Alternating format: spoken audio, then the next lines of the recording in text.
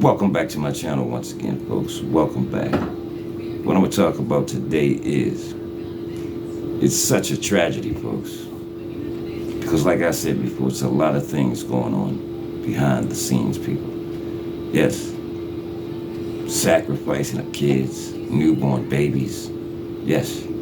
These things are going on behind the scenes, people. Some people have not a clue of things that's going on right around us, people. Right around us. But before I get into that, I'm going to go ahead and use copyright claim 107 for educational purposes only, folks. Fair use, fair use. That's right.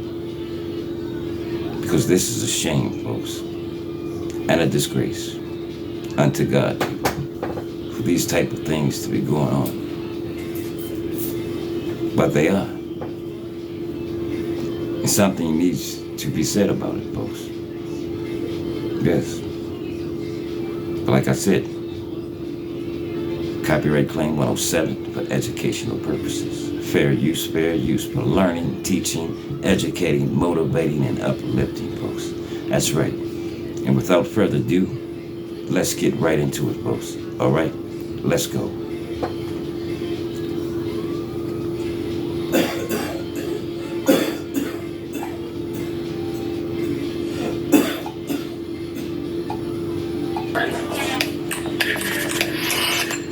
You know what, Susie, why didn't we start by you telling me about the situation around child sacrifice? I imagine it's to do with voodoo and things in Haiti. It's definitely to do with voodoo.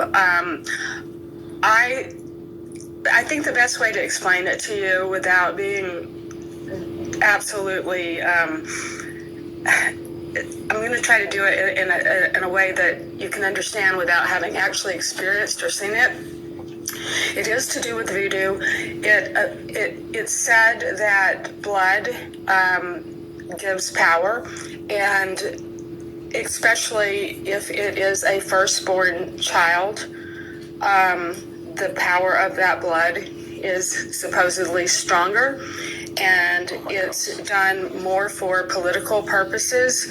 So if, say for example, you are the president of a country, and you're having an election in February. Well, and this has happened. I ran the abandoned baby unit inside the government hospital for 14 years. So one particular incident was a young woman came in, healthy woman, gave birth to a child on January 31st, and she was told her child had passed away. However, all of a sudden in my abandoned baby unit, I had a brand new baby boy, and it was healthy. And I always watch very carefully the healthy children because they tend to disappear.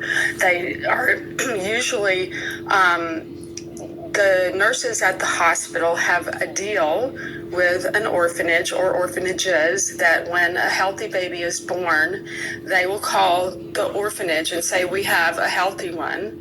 It's newborn. What do you want to pay me for it? So they'll start a bidding on that child.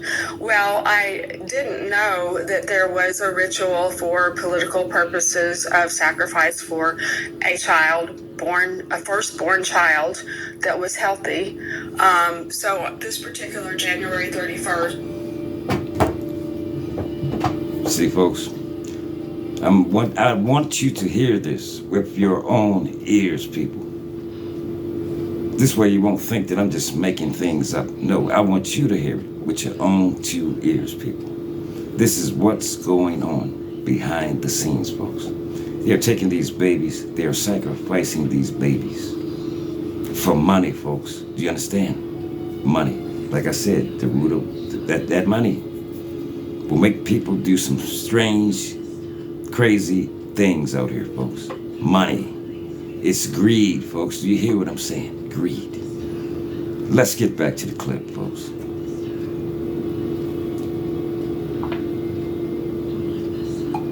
This child came to me, and I knew within a few days the child would likely disappear. So I really told my staff, I want you to pay attention to this. Well, my staff also had deals with orphanages, so I didn't really trust them, but it was the best that I could do. Oh my God. So I went to the abandoned baby unit. After going home, the next morning I go back to the abandoned baby unit, and that baby is gone. I went to the morgue. I couldn't find the child, so I knew something had happened to the child. I always go straight to the morgue to see, because they always say, oh, it's mort, it's dead, that, you know, that's what happened to it. And so my ritual was always to go to the morgue, and ask me about that later, because I want to tell you what I have found in the morgue that shows evidence of organ harvesting in Haiti. So months later, I was reading the I think it was called the Sun Sentinel.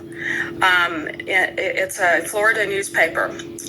Lo and behold, on the night that child disappeared and this woman was told her baby was dead, there was a priest that held a ritual with a certain president who was mentioned in that article.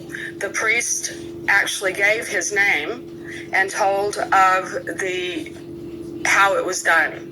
Okay, so this was actually in the 5 words you pronounce wrong. This is really ridiculous, people.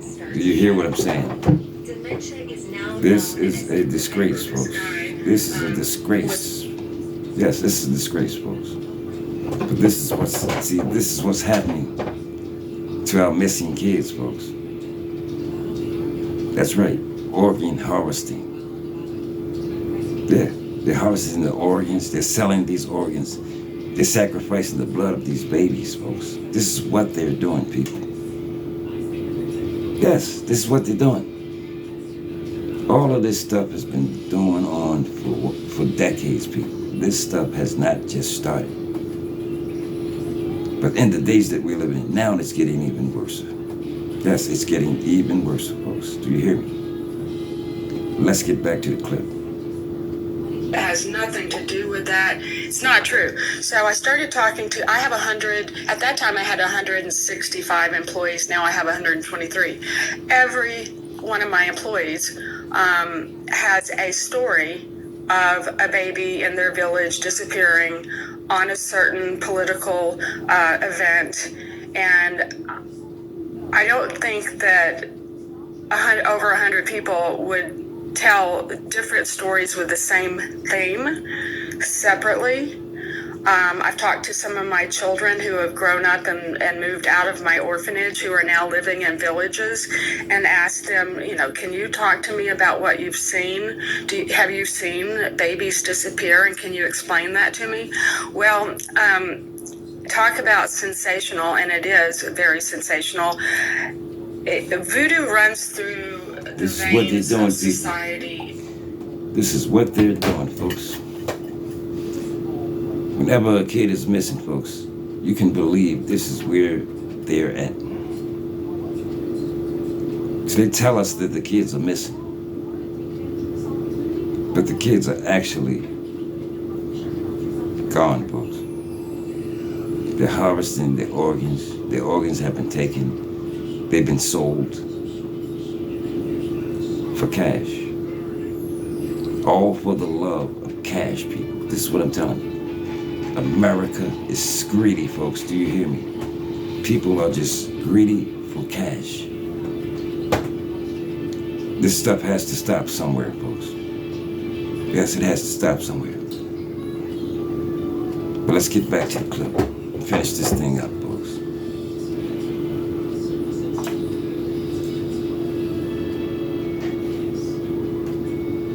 But eventually they said, well, you have to feed us too. And I really didn't want to do that. But I was explained by my little 14-year-old friend that if you don't feed them, they won't protect you anymore. And I didn't even realize. Why did you not want? Well, because I didn't want to feed. I didn't want to feed criminals. You know, these people were the same people who were raping women and killing each other, putting each other's heads on poles to scare each other. And I just really didn't want to feed them, but... Plus, once you get involved, even helping them, then it's already... By that point, you are inadvertently involved. All I can say, folks, we're living in a wicked world, folks. A wicked, demonic world. That's what we're living in, folks. Yes, a very wicked, demonic world. Even the Bible tells us that, folks. We wrestle not against flesh and blood, folks, but against principalities, darkness, in high places, folks. This is what we are wrestling against. Yes. And this stuff is going on every day as we speak, people. But I thought I would just give you the heads up. So if you like this word, stay tuned, folks. There's more to come. Peace.